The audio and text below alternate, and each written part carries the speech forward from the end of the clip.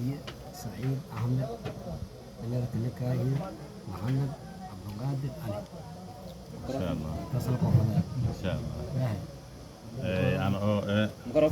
ميكروفون السلام عليكم ورحمة الله وبركاته. أنا سعيد أحمد شمال إبديو مع أحمد ويبقي وكيل ذي دورتي سعيد أحمد شمال إبديو إني أذكر مهري محمد عبد القادر علي. إن شاء الله. فاتح لنا الفاتحة.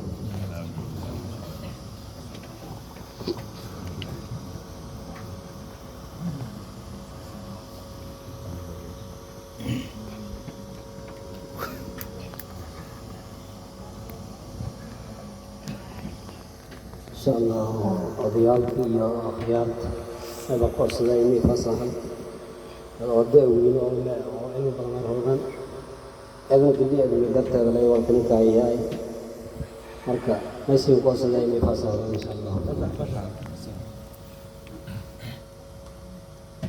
بسم الله الرحمن الرحيم. إن الحمد لله نحمده ونستعينه ونستغفره ونستهديه ونتوكل عليه ونعوذ بالله من شرور أنفسنا ومن سيئات أعمالنا.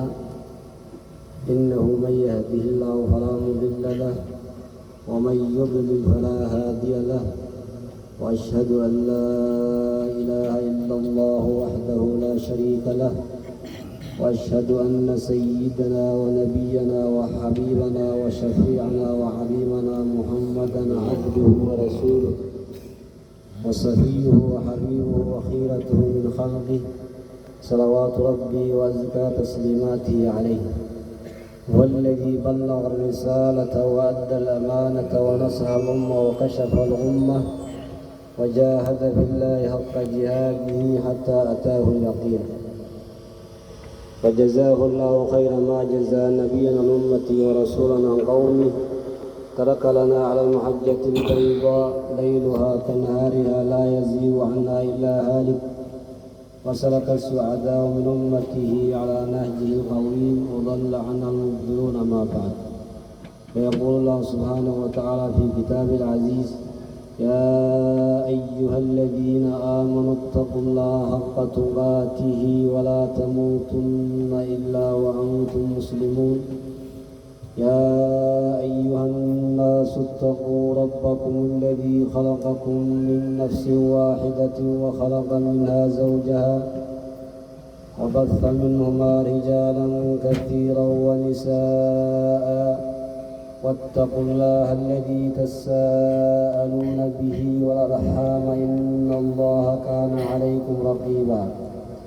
يا أيها الذين آمنوا اتقوا الله وقولوا قولا سديدا يصلح لكم أعمالكم ويغفر لكم ذنوبكم ومن يطع الله ورسوله فقد فاز فوزا عظيما. الحمد لله والثناء لله والشكر لله والصلاة والسلام على رسول الله صلى الله عليه وسلم. وخير ما عمل به كتاب الله تعالى الهادي المفرق بين الحلال والحرام. أزوجك وأنكحك على ما أمر الله به عز وجل من إمساك بمعروف أو تسريح بإحسان. زوجتك وأنكحتك سعدية سعيد أحمد بوكالة وليها إياي ومهرها مصحف و$300 وقبلت نكاحها.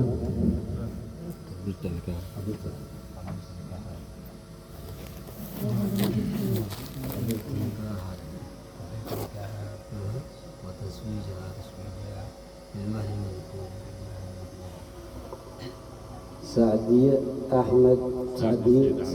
سعيد أحمد في نكاحي أو مهر كذا كتاب القرآن iyo $300 nikaaxdeeda iyo meherkeeda aqbalay. Sheekh Saciid